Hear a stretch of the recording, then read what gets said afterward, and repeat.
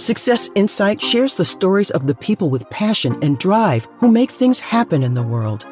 Here's your host, Howard Fox. Hello, everybody. This is Howard Fox, and I want to welcome you to another episode of the Success Insight podcast. Our guest today is Karen Briscoe.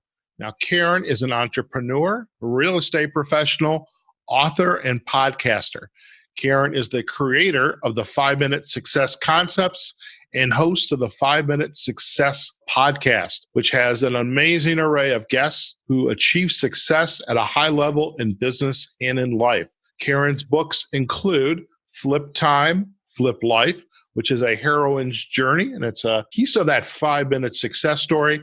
She is the author of Commit to Get Leads and Real Estate Success in 5 Minutes a Day. There is definitely a recurring theme here about 5-minute success and those concepts. Now, Karen is also a graduate of the John Maxwell Team Certification Program for coaching, speaking, and training, and she also speaks on national and local level stages on the best of the 5-minute success, Flip Time, Flip Life. I'm exhausted already. Karen, welcome to the Success Insight podcast. Well, what's not to like about Success Insight and talking to someone that has a success in 5 minutes a day? We have a lot in common and to share. I'm telling you, there's collaboration, future opportunities ahead of us. And I was excited, and I'm excited all the time. I get some really interesting guests on the Success Insight podcast. And as a coach myself, I'm always interested in other entrepreneurs and what their models are and really circumstances in their life that really serve to accelerate change and transformation and insight. And so, Karen, just start off a little bit for our audience about who you are, a little bit about your background, just to kind of create a little bit of that context. So you mentioned that I'm a real estate agent, and in our profession, that's called a mega agent because I run a team. I'm the principal of a team, have a business partner. And in the Washington, D.C., Northern Virginia metro region, typically sell about $75 to $100 million in real estate a year. So that's a lot. Yeah, it's a high performing team. And I entered the residential space from commercial and really felt like I found my calling, because the commercial side is very what they call the hard side. It's the negotiations and market knowledge and strategy, and I certainly have skill sets in that. Residential brings in what's more known as the soft side, which is relationships, people skills, helping people move through change, which is what we do every day. Transitions are on the spectrum of stressometer for a reason. And met with some success pretty quickly and became partners with a person who was number 10 in the nation at the time. And she passed away, sadly, the same month that the financial markets crashed and the real estate market crashed. You may remember that was September 2008. So I set about to rebuild and met with a lot of challenges and a lot of opportunities. Have a business partner with me for a decade now. Lizzie Conroy joined me in 2009 and achieved renewed success, right? I mean, when you survive a crash and something like your partner dying, everybody wants to know, well, how did you do it, right? That's kind of success leaves clues. So I started. We want those breadcrumbs, yeah. Yeah. So, I was like, oh, but how did you do it, right? And so I started doing some training and speaking and coaching. And that led to people often saying that they didn't have enough time to invest in their business and personal development. And I just kind of called them out on it and said, well, do you have 5 minutes a day? And everybody said they had 5 minutes a day. And there's lots of information out there, right, Howard? I mean, that's why I like the fact that it's called insight, because that information can be tsunami-like if you don't pull out the insights into it, right? Exactly. And also, if it's just insights and not inspiring, it can at some point become boring. So I combined insight and inspiration to create more of a transformative type of material, which is in a daily reader format. And that's where the 5-minute success came about. And now that I've been on this journey for 4 years with this book, I've discovered there's a lot of reasons why it works. It really is kind of like, now I see why it's been so effective.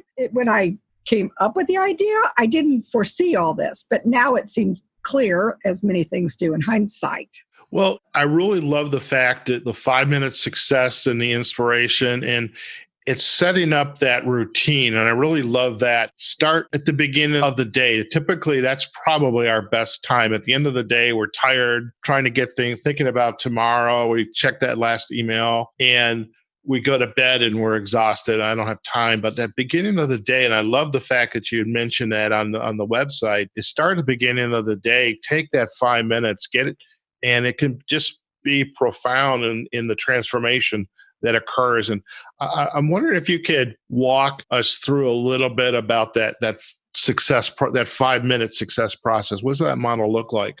Well, so you have just really nailed it. And that Jim Rohn quote comes to mind, that success is nothing more than a few simple disciplines practiced every day. And it's habit formation that has been proven to help people achieve success at a higher level, because willpower and time management techniques and all these other strategies often don't work because life just has a way of getting in the way, right? Life happens. And so we have to be intentional about it.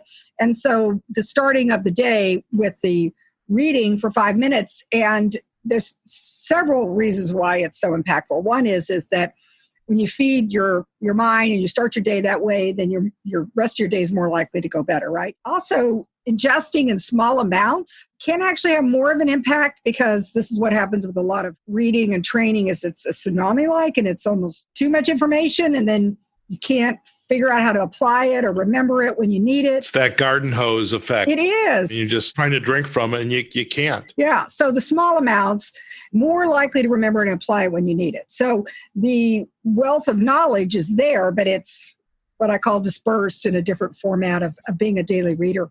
And then it also does set up this habit, because there's a lot of research on habit formation. Again, all of this I discovered after creating the 5 Minute Success, but there's a reason why setting up a habit such as a morning routine that includes reading for your business or personal development has such an impact, because the idea of a habit is that you actually are going to continue to do it. For example, you wouldn't stop brushing your teeth just because you had mastered it, right?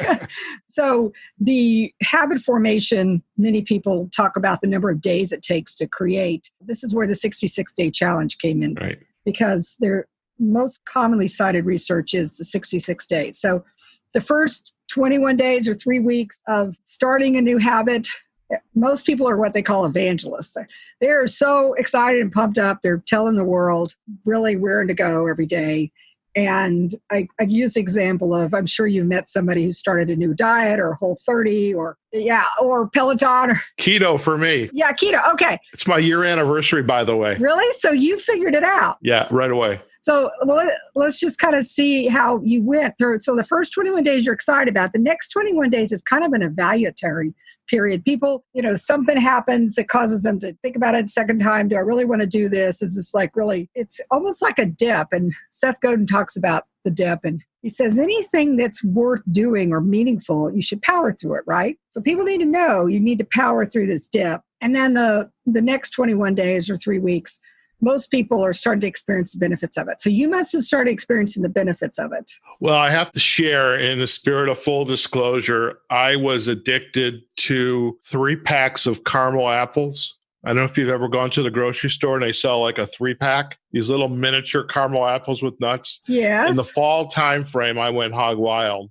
And I think over a couple of days of 3 packs, I just was feeling really bad. And literally I have a blood sugar monitor, which I was checking, and let's just say it was extremely high. And I scared myself out of my comfort zone. And it's like, uh-oh. So I was very motivated to have a new habit. So you were clearly motivated.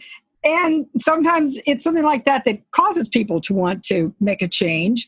And setting up habits to success is one of the best ways to implement change. And motivators can be internal motivators, or they can be external motivators. So in your situation, it was a health internal motivator, but for some other people, it could be a job change or loss or a death, a divorce, or it could also be external things like the economy changes. There's a shift in the economy. So there are things that happen that cause people to evaluate their life and what they want to do about it. But you must have set up some sort of habit, because for success, most people do in order to sustain it.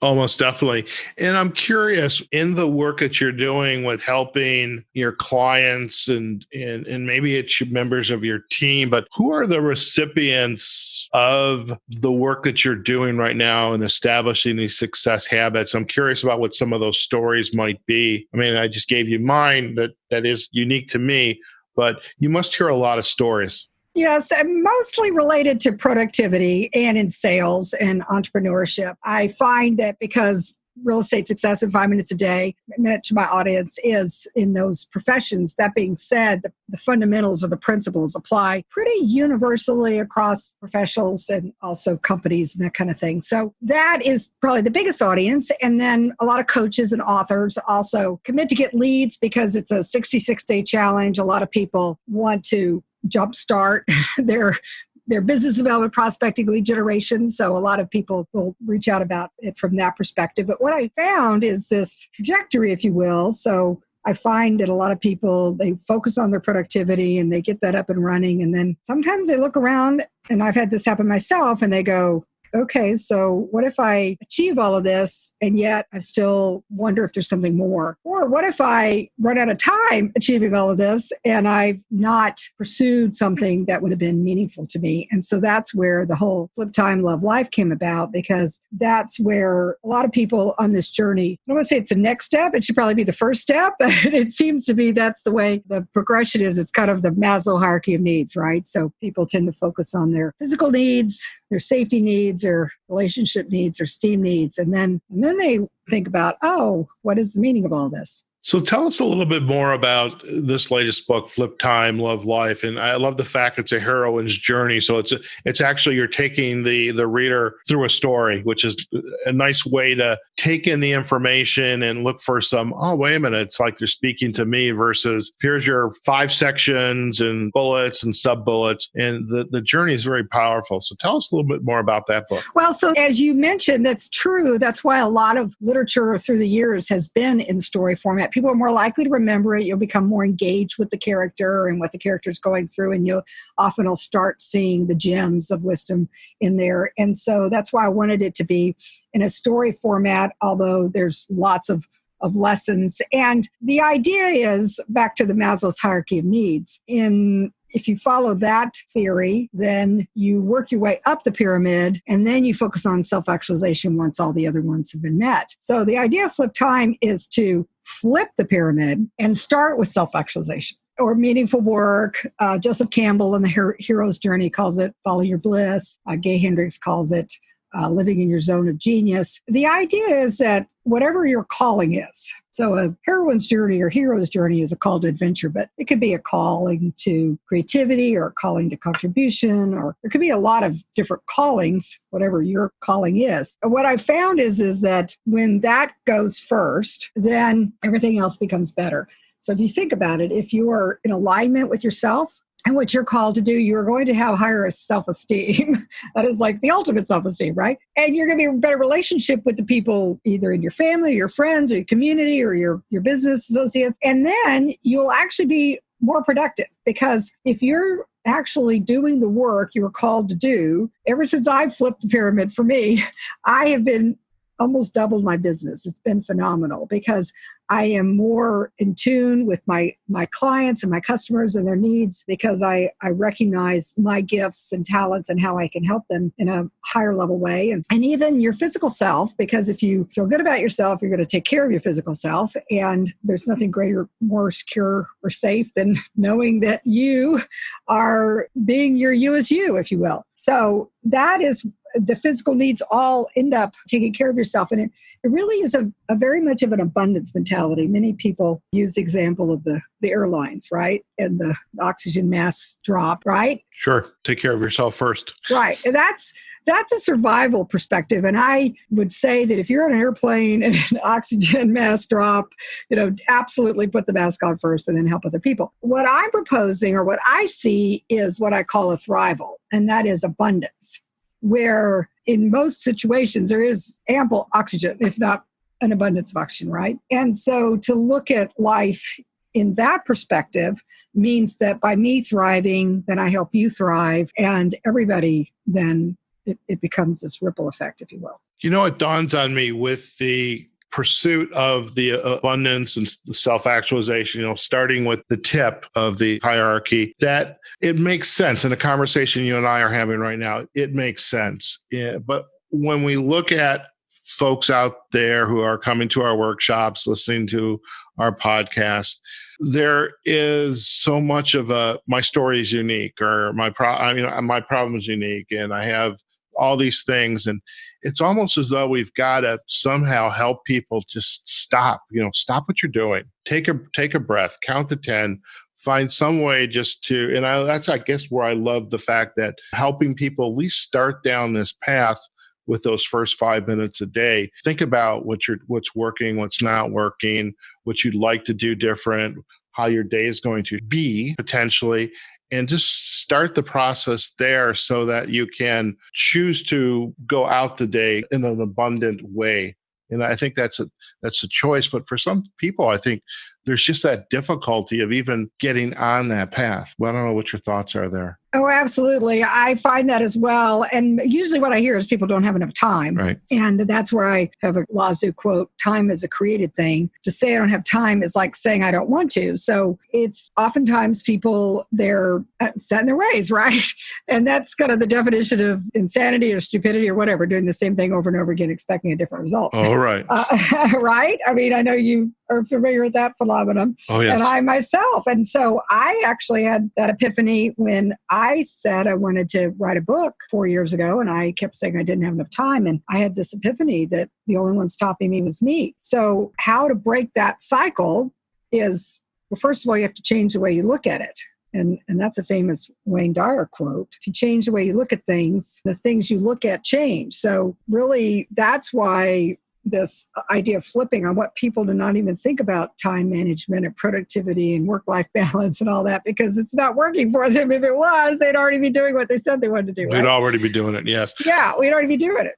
Now, are you able to work with the groups that you're speaking in front of from the stage, whether, a larger stage, smaller stage, just help them in the moment, kind of practice some of these exercises? Ideally, they're going to have the book in front of them and they can take it back home and begin to use it. I'm curious what their experience is when they're coming to an event and you're speaking from the stage and you're giving them some ideas to take back home or to work with in the moment. It's amazing because you could almost see the light bulb go off, when people get it, right? Where they go, oh, I get it. It's me. And I need to change the way I'm looking at things. And then I need to do something different to build a habit, the success habit. And that's why I go back to the habit formation, because many people do feel overwhelmed. And because of that, then they don't do anything, right? So what I encourage is to start small and build up. So that's why the 5 minutes, because it gives people a very finite, fixed amount that they're going to focus on. And what often happens is they'll start to experience the benefits of it, and then they'll want to do more. So the idea is that if you know that you only are committing to 5 minutes, you can keep that commitment to yourself. There's a lot of research on mini habits and how to help people set good habits. And that is a fundamental one that I found really works pretty universally. Excellent. I'm curious too now with your podcast, the 5 Minute Podcast, is who are your guests that are coming on, and what's the format for the episodes? So the principles of the 5 Minute Success I found are pretty universally true for most sales, entrepreneurs, coaches, people in business, but I've also found it to work for lawyers and ministers and others. So the fundamentals are, the first one is commit to get leads. So everybody is in some form of business development, prospecting, lead generation. In sales, it's a customer or client. For, say, a dentist, it's patients, right? For churches, it's members. Then everybody goes through some sort of process, and that's called consult to sell. So some people call that conversion, but that's where you actually take a customer or client through your process so that then there's a transaction at the end. There's actually, in business, there's money, but even nonprofits, right? Nonprofits are generating revenue. So they take a donor through a process so that there's money that comes through the other end. Then what often happens is this transactional nature of only as good as your next deal. So you get a customer or client, you take them through the process, you wake up, oh my gosh, I got to do it over again.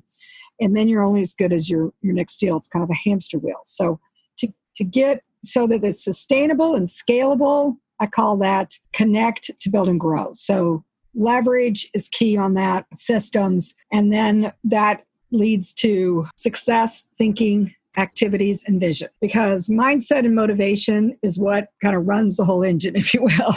It surrounds everything. So people often have a vision of what they want their business and life to be or to look like. And then the idea is to think about it. And some people call it affirmations, but it could also be thinking like planning and logistics and systems, and then the actual activities. So there are many coaches out there that they're really good on the affirmations, they're really great on the vision, but they leave out that middle where you really have to do the work.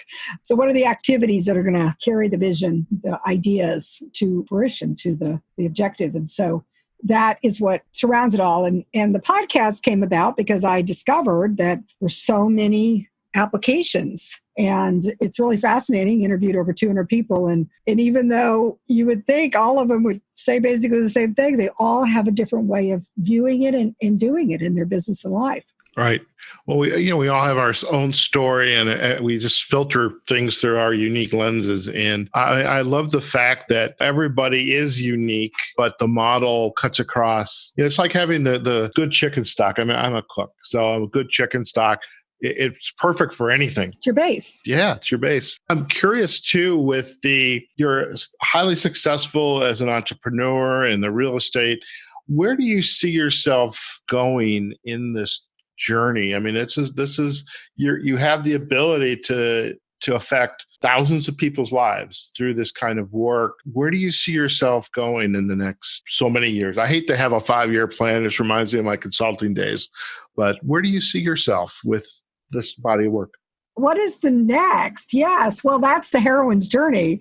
It's amazing because the heroine or the hero goes off on the adventure, the call to adventure. I see my calls being a call of creativity and a call of contribution. And then leaving your ordinary life, right, your comfort zone, and then these transformational leaps happen along the way, and then you come back returning with treasures. And there's so many calls, and that's probably the biggest challenge is all of the opportunities, right? I think that the creativity and the contribution are going to be the biggest next, if you will, over the next 5 years, because I feel like I just got started with that. And another area that I have launched recently, and that is the 80 by 80 movement, milestones and medals, challenges for life. So as often happens when people reach a certain age, health becomes a wealth, if you will, right? To have good health. And I have discovered that having challenges, and by challenges, I mean either some sort of race. I did my first sprint triathlon when I was 59, and I'm 60. So I was surprised to find that I actually placed the fastest in the novice category for my age. And I was like, oh my gosh, I could do this. So I want to use this as a springboard to encourage other people. So 80 events, if you will, by the time you turn 80. So you can do the math depending on how old you are. Mm-hmm. I'm 60, so that's 20 years, right, to do 80 events. So that's 4 a year. Might be a good idea to front load some of them. There you go. So that's actually part of this flipping time journey, because I have found that back to everything becomes better is that energy is really, to me, a higher commodity, if you will, than time. Mm-hmm. And that the health component is key to the energy. And I want to inspire other people and encourage them on their movement journey. So that's one of the things that it's going to be one of the forefronts over the next few years. Fantastic. And in the keeping this movement alive and going, and are there any audiences that you would like to take under your wing, so to speak, that if I can make a difference to a particular audience, are any out there in your future, or are there right now? Well, I would think that people that are over the age of 50, because that's my community, right? Yeah. And also the math works, 50, you're doing 80 by 80. If you're 20, 80 by 80 probably isn't going to be as significant for you. So that, and I would say people that wouldn't naturally be inclined to do movement challenges, because the idea is for it to be a challenge. Now, that being said, I am one of the people that I'm going to interview on one of the first podcast episodes for 80 by 80 in January 2020. She is in her 70s, and she's had won 2 Guinness Book of World Records for bike rides she's done across the United States. And so she's got a fascinating story, but she did not start till she was like 57. So that's kind of the message, is that people that are like, it's never too late. I'm going to recognize that my energy level, which is associated with my health and fitness, is going to impact my quality of life, and it's more, instead of lifespan, it's more health span focus. Very good. Very good.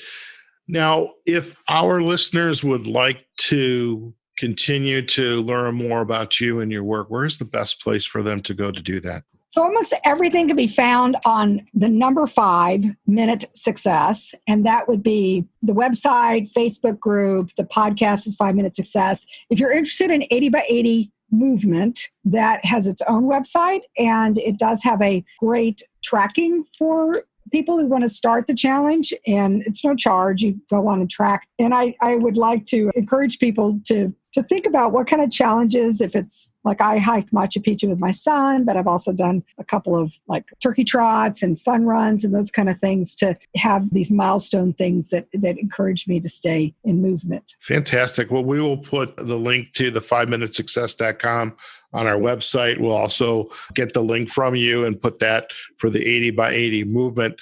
And as far as the books are concerned, we'll definitely provide a link back to the author page on Amazon so folks can learn more about Flip Time, Love Life, Commit to Get Leads, and the Real Estate Success, which are a part of your 5 Minute series. Are there any other books coming up in the 5 Minute series? Just curious. So the Commit to Get Leads is the 66-day challenge. There will be other 66-day challenges for the other components. So the Consult to Sell and the Connect to Build and Grow and Success Thinking Activities and Visions. So stay tuned for those. Fantastic. Karen, thank you so much for taking time out of your busy day to spend with us on our podcast, Success Insight.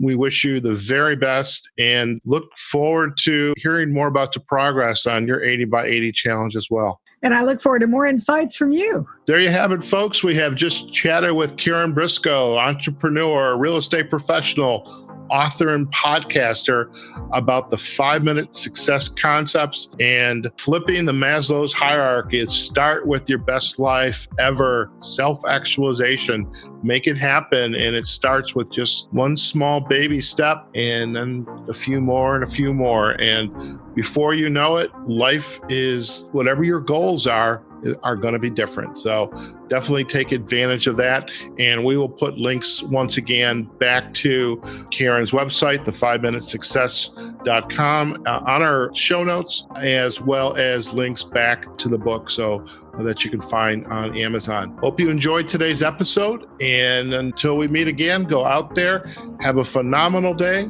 and we'll see you in the next episode of Success Insight Podcast. Take care now. Success Insight is a production of Fox Coaching and First Story Strategies. Find us online, successinsightpodcast.com.